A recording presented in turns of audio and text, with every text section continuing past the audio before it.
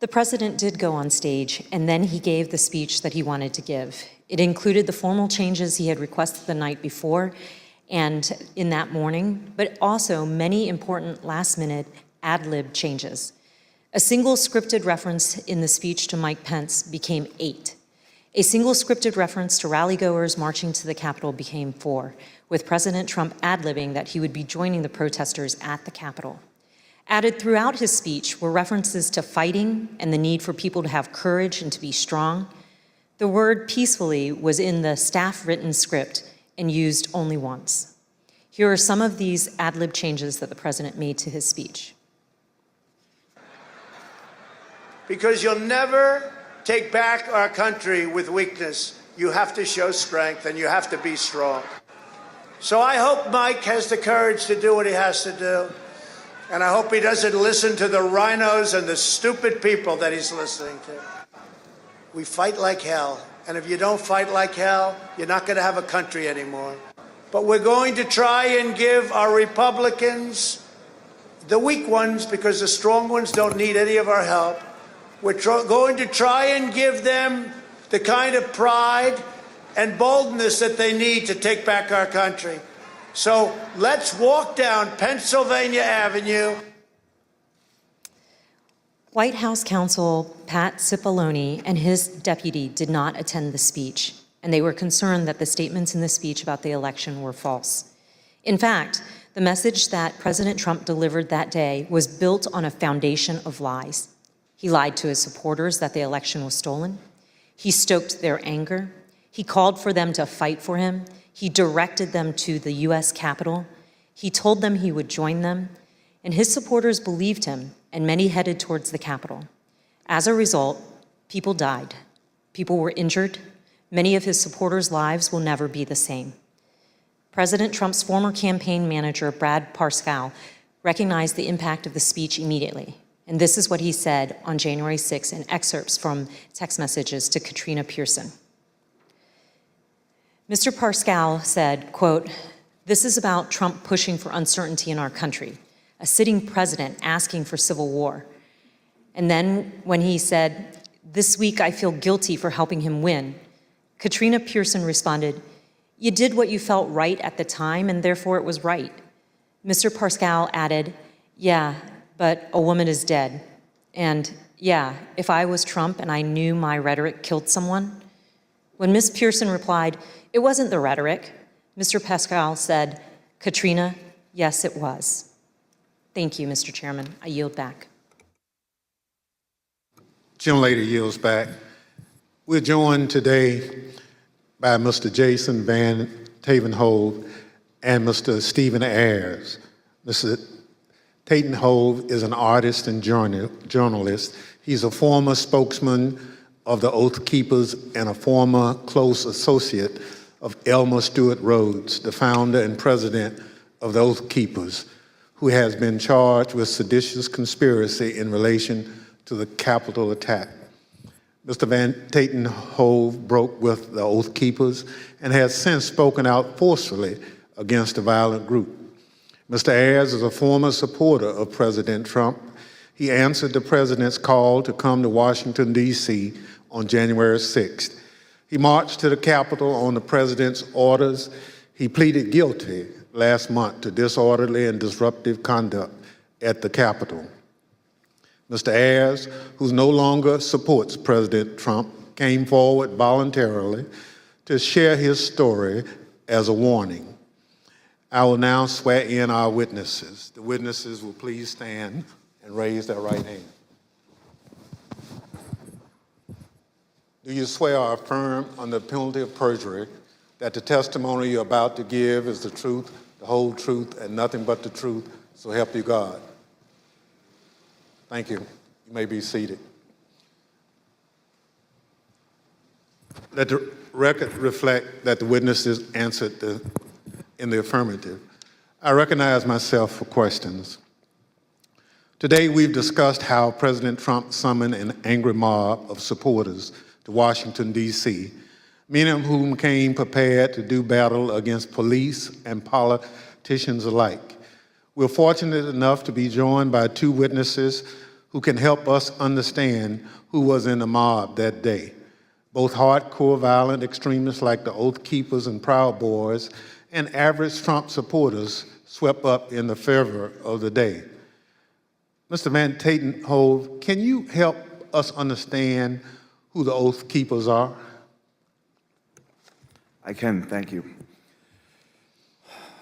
My time with the Oath Keepers began back at Bundy Ranch with that first standoff when I went to cover them as an independent journalist. I then subsequently covered two more standoffs, the Sugar Pine Mine standoff and the White Hope Mine standoff. It was at that time that I was offered a job as national media director and an associate editor for the webpage. So I spent a few years with the Oath Keepers, and I can tell you that they may not like to call themselves a militia, but they are. They're a violent militia, and they are largely Stewart Rhodes. And I think, rather than try to use words, I think the best illustration for what the Oath Keepers are happened January 6th, when we saw that stacked military formation going up the stairs of our Capitol. I saw radicalization that started with my beginning of my time with them and continued over a period of time as the member base and who it was that Stewart Rhodes was courting drifted further and further right into the alt-right world, into white nationalists, and even straight up racists. And it came to a point where I could no longer continue to work for them. But the Oath Keepers are a dangerous militia that is in large part fed by the ego and drive of Stewart Rhodes, who at times seemed to see himself as this paramilitary leader. I think that drove a lot of it. So, in my opinion, the Oath Keepers are a very dangerous organization. Well, thank you very much. You've talked a little bit about that danger. So, what is the Oath Keepers' vision for America, and why should Americans be concerned about it? I think we saw a glimpse of what the vision of the Oath Keepers is on January 6th. It doesn't necessarily include the rule of law. It doesn't necessarily include, it includes violence. It includes trying to get their way through lies, through deceit, through intimidation, and through the perpetration of violence. The swaying of people who may not know better through lies and rhetoric and propaganda that can get swept up in these moments. And I'll admit I was swept up at one point as well too. But I don't know if that answers the question. Well, it does, and you talk about being swept up.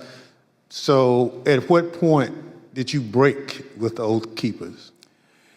There came a point, there were many red flags, and I probably should have broke with them much earlier than I did. But the straw that broke the camel's back really came when I walked into a grocery store. We were living up in the very remote town of Eureka, Montana, and there was a group of core members of the group of the Oath Keepers and some associates, and they were having a conversation at that public area where they were talking about how the Holocaust was not real. And that was, for me, something I just could not abide. And, you know, we were not wealthy people at all. We were barely surviving, and it didn't matter. I went home to my wife and my kids, and I told them that I've got to walk away at this point. I don't know how we're going to survive or where we're going to go or what we're going to do, but I just can no longer continue, and put in my resignation. Thank you very much. Mr. Ayers, there were many people in the crowd that day, January 6th, including you, who were not part of an extremist group. I'd like to start by having you tell the American people a little bit about yourself. Can you tell us about your life before January 6th? Yeah, basically nothing but a family man and a working man. Worked at the company, a cabinet company up in Northeast Ohio for going on 20 years. You know, family's my life. I was a supervisor there, so that took up a lot of my other, a lot of my free time. Other than that, with my family, camping, playing basketball, playing games with my son. Just what any ordinary American citizen, family man would do. Yep, exactly. So this committee has reviewed thousands of hours of surveillance footage from January 6th. During this review, we identified you entering the Capitol as we see in this video. Mr. Ayers, why did you decide to come to Washington on January 6th? For me personally, I was, pretty hardcore into the social media, Facebook, Twitter, Instagram. I followed, President Trump, on all of the websites, He basically put out, come to Stop the Steal rally, and I felt like I needed to be down here. So you basically learned about the rally on social media and at some point made a decision to come to Washington. Yep. I had some friends I found out were coming down, and I just hopped on with them right at the tail end when I found out, and came down here with them. Thank you very much. The chair recognizes the vice chair, Ms. Cheney of Wyoming, for any questions she may have. Thank you very much, Mr. Chairman. Mr. Ayers, when you entered the Capitol last year, did you believe that the election had been stolen? At that time, yeah, everything that I was seeing online, I definitely believed that that's exactly what that was the case. And when you heard from President Trump that the election was stolen, how did that make you feel? Oh, I was very upset, as were most of his supporters. That's basically what got me to come down here. And do you still believe the election was stolen? Not so much now. I got away from all the social media when January 6th happened. Basically deleted it all. I started doing my own research and everything. And for me, for something like that to be that, for that to actually take place, it's too big. There's no way you can keep something like that quiet, as big as something like that. With all the lawsuits being shot down one after another, that was mainly what convinced me. Well, and I think that's very important. And we've also talked about today and in previous hearings the extent to which the president himself was told that the election hadn't been stolen by his Justice Department, by his White House counsel, by his campaign. Would it have made a difference to you to know that President Trump himself had no evidence of widespread fraud? Oh, definitely. Who knows? I may not have come down here then. Thank you very much, Mr. Chairman. I yield back. Gentlelady yields back. Chair recognizes the gentlewoman from Florida, Ms. Murphy. Thank you, Mr. Chairman. Earlier today, we showed how Donald Trump's December 19th tweet summoned both extremist groups as well as rank-and-file supporters of President Trump to come to Washington, D.C., average Americans. He told them to, quote, "Be there, we'll be wild," and they came. We showed how how President Trump repeatedly told them, "Fight, fight, fight," and they marched to the Capitol. Mr. Ayers, you were in that crowd at the rally, and then the crowd that marched to the Capitol. When you arrived on the ellipse that morning, were you planning on going to the Capitol? No, we didn't actually plan to go down there. We went basically to see the Stop the Steal rally, and that was it. So why'd you decide to march to the Capitol? Well, basically, the president, got everybody riled up, told everybody to head on down. So we basically were just following what he said. After the president's speech, as you're marching down to the Capitol, how did you feel? I was, I'm angry, after everything that was basically said in the speech. A lot of the stuff he said, he already put out in tweets. I've already seen it and heard it before. So, I was already worked up, and so were most of the people there. So as you started marching, did you think there was still a chance the election would be overturned? Yeah, at that time I did, because everybody was kind of like in the hope that, Vice President Pence was not going to certify the election. Also the whole time on our way down there, we kept hearing about this big reveal I remember us talking about, and we kind of thought maybe that was it. So that hope was there. Did you think that the president would be marching with you? Yeah, I think everybody thought he was going to be coming down. He said in his speech, kind of like he's going to be there with us. So, I think I believed it. I understand. We know that you illegally entered the Capitol that afternoon and then left the Capitol area later on. What made you decide to leave? Basically, when President Trump put his tweet out, we literally left right after that come out. To me, if he would have done that earlier in the day, 1:30, we wouldn't be in this, maybe we wouldn't be in this bad of a situation or something. Thank you. Mr. Chairman, I yield back. Chair recognizes the gentleman from Maryland, Mr. Raskin. Thank you, Mr. Chairman. Mr. Van Tatenhoff, in the run-up to January 6, Stuart Rhodes publicly implored President Trump to invoke the Insurrection Act, the 1807 law that allows the president to call up militias to put down a rebellion against the United States. And I want to get your thoughts about this in the context of your prior relationship with Stuart Rhodes. I understand that you had conversations with Rhodes about the Insurrection Act.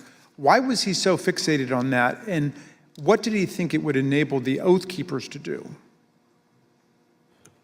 Well, I think it gave him a sense of legitimacy, that it was a path forward to move forward with his goals and agendas. I think we need to quit mincing words and just talk about truths. And what it was going to be was an armed revolution. People died that day. Law enforcement officers died this day. There was a gallows set up in front of the Capitol. This could have been the spark that started a new civil war, and no one would have won there. That would have been good for no one. He was always looking for ways to legitimize what he was doing, whether by wrapping it in the trappings of it's not a militia, it's a community preparedness team. We're not a militia, we're an educational outreach group. It's a veteran support group. But again, we've got to stop with this dishonesty and the mincing of words and just call things for what they are. He's a militia leader. He had these grand visions of being a paramilitary leader, and the Insurrection Act would have given him a path forward with that. The fact that the president was communicating, whether directly or indirectly, messaging, kind of that gave him the nod. And all I can do is thank the gods that things did not go any worse that day. What did the Oath Keepers see in President Trump? They saw a path forward that would have legitimacy. They saw opportunity, I think, in my opinion, to become a paramilitary force, Last week, the Department of Justice indicated that it has evidence of the Oath Keepers bringing not just firearms, but explosives to Washington ahead of January 6th. And the committee's also learned that Stuart Rhodes stopped to buy weapons on his way to Washington and shipped roughly $7,000 worth of tactical gear to a January 6th rally planner in Virginia before the attack. Did you ever hear Rhodes discuss committing violence against elected political leaders? Yeah, I mean, that went back from the very beginning of my tenure. One of the first assignments that he brought to me wanting me to do as more of a graphic artist function was to create a deck of cards. You may remember back to the conflict in the Middle East where our own military created a deck of cards, which was a who's who of kind of the key players on the other side that they wanted to take out. And Stuart was very intrigued by that notion and influenced by it, I think. And he wanted me to create a deck of cards that would include different politicians, judges, including up to Hillary Clinton as the Queen of Hearts. This is a project that I refused to do. But from the very start, we saw that. There was always the push for military training, including there were courses in that community that went over explosives training. So yeah, this all falls in line. Mr. Van Tatenhoff, you say in your very thoughtful written testimony that we received today that you fear what the next election cycle will bring. And you also say that we have been exceedingly lucky in that we have not seen more bloodshed so far. I wonder if you would elaborate on those two statements. I think as far as the luck goes, we've had the potential from Bundy Ranch on. I mean, being boots on the ground at these standoffs, and they were standoffs where there were firearms pointed across lines at federal law enforcement agencies, whatever it may be with that particular standoff. But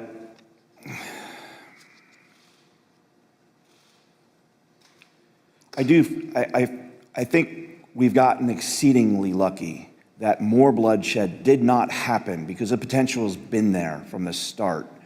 And we got very lucky that the loss of life was, and as tragic as it is, that we saw on January 6th, the potential was so much more. Again, all we have to look at is the iconic images of that day with the gallows set up for Mike Pence, for the Vice President of the United States. And I do fear for this next election cycle because who knows what that might bring. If a president that's willing to try to instill and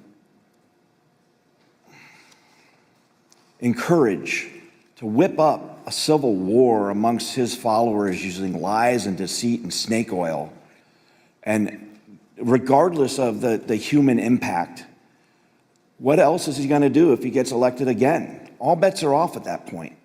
And that's a scary notion. I have 3 daughters. I have a granddaughter. And I fear for the world that they will inherit if we do not start holding these people to account. Thank you for your testimony, Mr. Van Tatenhoff. Mr. Ayers, I first want to ask you about what finally caused you to leave on January the 6th. We know that the medieval-style combat with our police, the occupation of the building, this was going on for several hours until the president issued at 4:17 a tweet, I believe, that included a video telling people to go home. Did you see that, and did that have any effect on what you were doing? Well, when we were there, as soon as that come out, everybody started talking about it, and it seemed like it started to disperse, some of the crowd. Obviously, once we got back to the hotel room, we seen that it was still going on, but it definitely dispersed a lot of the crowd. And did you leave at that point? Yeah, we did. Yeah, we left. So, in other words, that was the key moment when you decided to leave, when President Trump told people to go home. Yep. We left right when that come out. You were not a member of an organized group like the Oath Keepers or the Proud Boys, as most of the crowd wasn't. I wonder, on January 6th, was it your view that these far-right groups like the Oath Keepers and Proud Boys and 3 percenters and others were on your side. Did you have any reservations about marching with them and rallying with them? Well, I definitely didn't have a problem, you know. I was probably following them online myself. You know, I thought, you know, hey, they're on our team, good. That's how I kind of looked at it at the time, you know, like I didn't have a problem with it. I thought it was a good thing. I'm interested in hearing about what's happened to you since the events of January 6th. You told the vice chair that you no longer believe Trump's big lie about the election, but that's what brought you originally to Washington. Looking back on it now, how do you reflect on the role that you played in the crowd that day and what is going on in your life? Basically, you know, I lost my job. Since this all happened, you know, pretty much sold my house. So everything that happened with the charges, you know, thank God, a lot of them did get dismissed because I was just holding my phone, but at the same time I was there. So I mean, it definitely, it changed my life, you know, and not for the good, definitely not for the, you know, for the better. Yeah, I mean, that's Well, really all I could say. President Trump is still promoting the big lie about the election. How does that make you feel? It makes me mad because I was hanging on every word he was saying. Everything he was putting out, I was following it. I mean, if I was doing it, hundreds of thousands or millions of other people are doing it, or maybe even still doing it. It's like he just said about that. You know, you got people still following and doing that. Who knows what the next election could come out? You know, they could end up being down the same path we are right now. I mean, just don't know. Mr. Ayers, I see that your wife has joined you today, and welcome to Washington. We know this has been very difficult on you both and your family. What lessons, finally, do you want the American people to learn from the way you and your family have suffered as a result of these events? Biggest thing is I consider myself a family man, and I love my country. And I don't think any one man is bigger than either one of those. I think that's what needs to be taken. You know, people dive into the politics, and for me, I felt like I had, you know, like horse blinders on. I was locked in the whole time. Biggest thing for me is take the blinders off, make sure you step back and see what's going on before it's too late. Well, I want to thank you for your testimony and for appearing, both of you, today. And Mr. Chairman, I yield back to you. Gentleman yields back. I want to thank our witnesses for joining us today.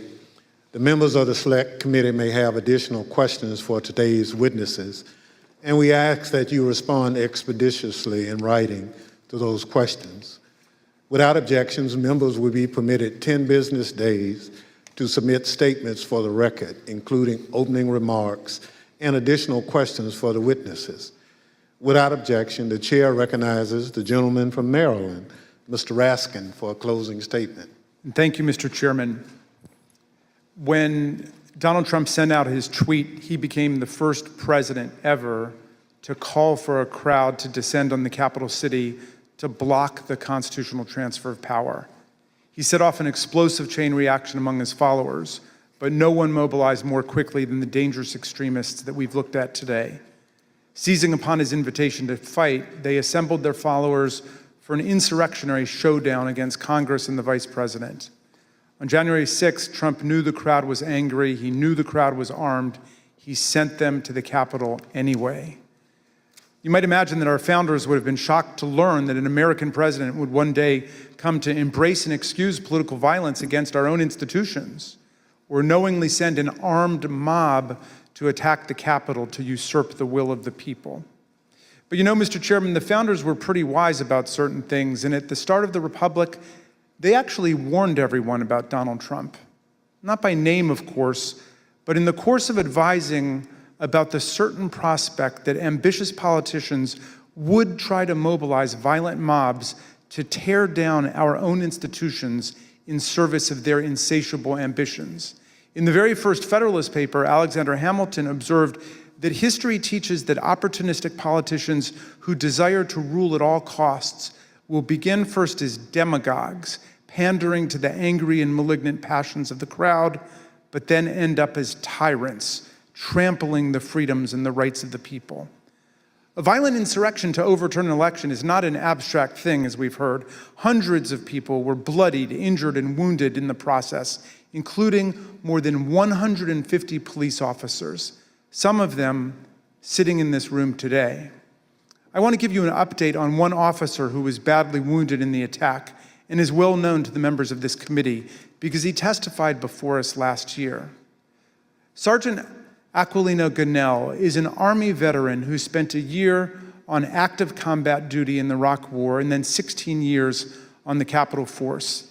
Nothing he ever saw in combat in Iraq, he has said, prepared him for the insurrection, where he was savagely beaten, punched, pushed, kicked, shoved, stomped, and sprayed with chemical irritants, along with other officers, by members of a mob carrying hammers, knives, batons, and police shields taken by force, and wielding the American flag against police officers as a dangerous weapon.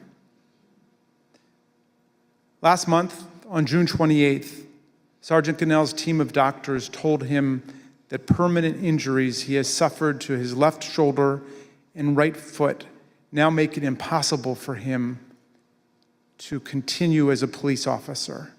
He must leave policing for good and figure out the rest of his life. Sergeant Gonell, we wish you and your family all the best. We are here for you. We salute you for your valor, your eloquence, and your beautiful commitment to America. I wonder what former President Trump would say to someone like Sergeant Gonell, who must now go about remaking his life. I wonder if he could even understand what motivates a patriot like Sergeant Gonell. In his inaugural address, Trump introduced one commanding image: American carnage. Although that turn of phrase explained little about our country before he took office, it turned out to be an excellent prophecy of what his rage would come to visit on our people. Mr. Ayers just described how the trust he placed in President Trump as a camp follower derailed his life and nearly wrecked his reputation and his family. A few weeks ago, we heard Shaye Moss and her mother, Ruby Freeman, Speaker Rusty Bowers from Arizona, and Georgia's Secretary of State Brad Raffensperger describe how hate-filled intimidation campaigns by Trump and his followers made them prisoners in their homes and drove their stress and anxiety to soaring new heights when they refused to do Trump's bidding. American carnage, that's Donald Trump's true legacy. His desire to overthrow the people's election and seize the presidency interrupted the counting of electoral college votes for the first time in American history, nearly toppled the constitutional order, and brutalized hundreds and hundreds of people. The Watergate break-in was like a Cub Scout meeting compared to this assault on our people and our institutions. Mr. Chairman, these hearings have been significant for us and for millions of Americans, and our hearing next week will be a profound moment of reckoning for America. But the crucial thing is the next step. What this committee, what all of us will do to fortify our democracy against coups, political violence, and campaigns to steal elections away from the people. Unlike Mr. Ayers and Mr. Van Tatenhove, people who have recovered and evolved from their descent into the hell of fanaticism, Donald Trump has only expanded his big lie to cover January 6th itself. He asserts the insurrection was the real election, and the election was the real insurrection. He says his mob greeted our police officers on January 6th with hugs and kisses. He threatens to take one of America's two major political parties with him down the road to authoritarianism, and it is Abraham Lincoln's party, no less. The political scientists tell us that authoritarian parties have two essential features in common in history and around the world. They do not accept the results of democratic elections when they lose, and they embrace political violence as legitimate. And the problem of incitement to political violence has only grown more serious in the internet age, as we have just heard. But this is not the problem of one party, it is the problem of the whole country now. American democracy, Mr. Chairman, is a precious inheritance, something rare in the history of the world and even on earth today. Constitutional democracy is the silver frame, as Lincoln put it, upon which the golden apple of freedom rests. We need to defend both our democracy and our freedom with everything we have and declare that this American carnage ends here and now. In a world of resurgent authoritarianism and racism and anti-Semitism, let's all hang tough for American democracy. Thank you, Mr. Chairman. I yield back. Gentleman yields back. Without objection, the chair recognizes the gentlewoman from Florida, Ms. Murphy, for a closing statement. Thank you, Mr. Chairman. At one of our first hearings, Chairman Thompson explained that the members of this committee would not spend much time talking about ourselves. Rather, we would let the evidence play the leading role. And the chairman was right, because this isn't about promoting ourselves as individuals, it's about protecting the country we love. And it's about preserving what actually makes America great: the rule of law, free and fair elections, and the peaceful transfer of power from one elected leader to the next. But if I may say a word about myself and why I'm proud to serve on this committee. I'm the only member of this committee who was not blessed to be born an American. I was born in Vietnam after the Vietnam War, and my family and I fled a communist government and were rescued by the US Navy and were given sanctuary in America. My patriotism is rooted in my gratitude for America's grace and generosity. I love this country. On January 6th, 4 decades after my family fled a place where political power was seized through violence, I was in the United States Capitol, fleeing my fellow Americans. Members of the angry mob had been lied to by a president and the other powerful people who tried to convince them without evidence that the election had been stolen from them. Some of them then tried to use physical violence to overturn the outcome of a free and fair election. Our committee's overriding objective is to fight fiction with facts, to create a full account for the American people and for the historical record, to tell the truth of what happened and why it happened, to make recommendations so it never happens again, to defend our democracy. To me, there's nothing more patriotic than that. Thank you. Mr. Chairman, I yield back. Gentlelady yields back. Without objection, the chair recognizes the gentlewoman from Wyoming, Ms. Cheney, for a closing statement. Thank you very much, Mr. Chairman. Mr. Chairman, let me put what you have seen today in a broader context. At the very outset of our hearings, we described several elements of President Trump's multi-part plan to overturn the 2020 election.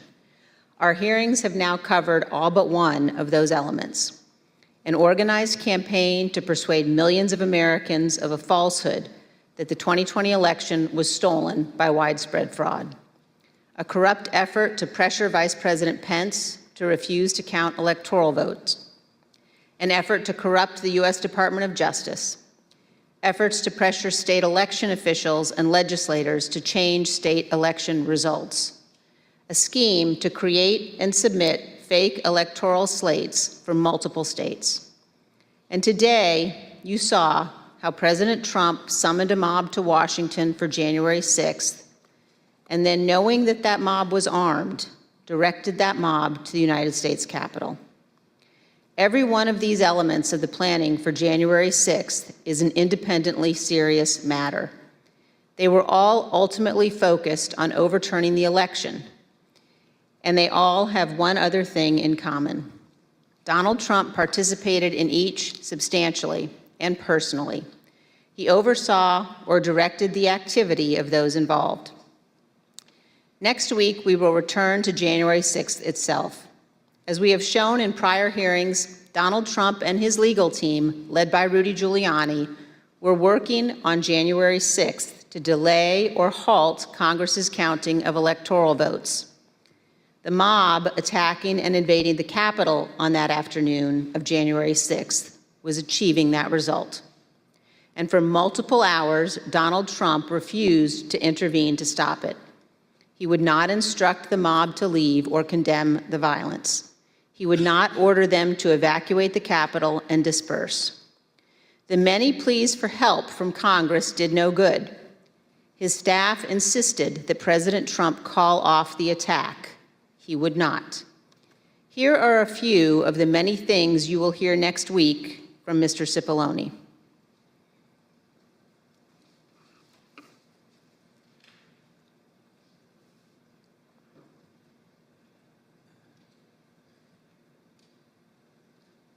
Is that right?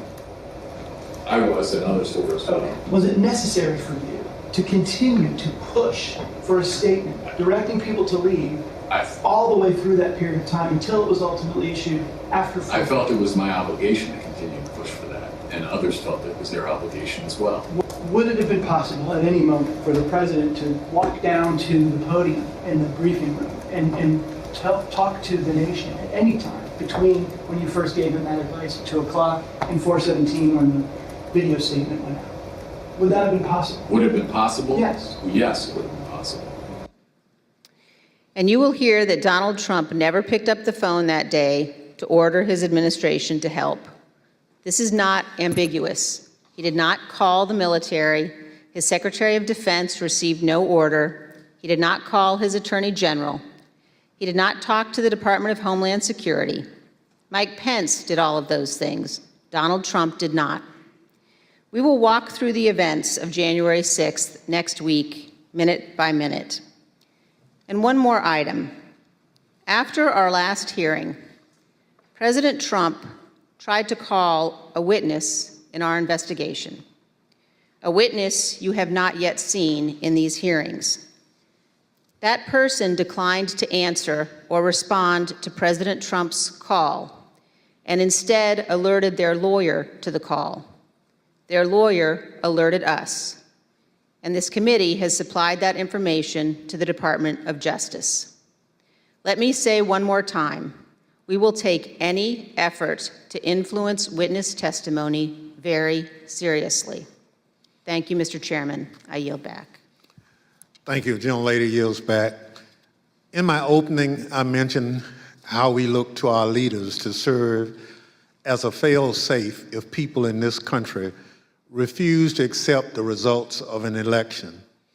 That's part of the way those in positions of public trust uphold their oath, how they show fidelity to the Constitution. In the run-up to January 6th, Donald Trump had an obligation to tell his supporters to accept the results of the election. Instead, he urged them to further along the path toward mob violence. The idea of mob violence makes me think of another sort of fail-safe. All across this country, there are different ideas about what role the federal government should play in our lives. In fact, up here on this dais, there are plenty of different ideas. But there are moments when the institutions of our federal government are the fail-safe. I am from a part of the country where, had it not been for the federal government and the Constitution, my parents and many more Americans like them would have continued to be treated as second-class citizens. The freedom to be able to vote without harassment, travel in relative safety, and dine and sleep where you choose is because we have a government that looks over the well-being of its citizens. This is especially important in moments of crisis. When we have a natural disaster that state governments can't handle on their own, when there's an emergency that requires action by our public health services or our military, we have a federal government. What happened on January 6, 2020 was another one of those moments in history that test the strength of our federal government. January 6th was an attack on our country. It was an attack on our democracy, on our Constitution. A sitting president with a violent mob trying to stop the peaceful transfer of power from one president to another. It still makes my blood boil to think of it. In a moment like that, what would you expect to see? You expect to see the President of the United States sitting behind a resolute desk in the Oval Office, assuring the American people that the attack would be repelled and the threat would be dealt with. You'd expect to be reassured that there was a fail-safe. Instead, the President of the United States sent the mob. He disregarded the advice of the people who had taken an oath to the Constitution. He oversaw a scheme aided by people whose loyalty was only to Donald Trump. There's nothing we can compare that to. There's nothing in our great nation's history that has ever come close to that sort of betrayal and dereliction. Thank goodness our system of government held in spite of a commander-in-chief who worked in opposition to what the Constitution designed. When this committee reconvenes, we'll tell the story of that supreme dereliction by the commander-in-chief, how close we came to a catastrophe for our democracy, and how we remain in serious danger. The chair requests those in the hearing room remain seated until the Capitol Police have escorted witnesses and members from the room. Without objection, the committee stands adjourned.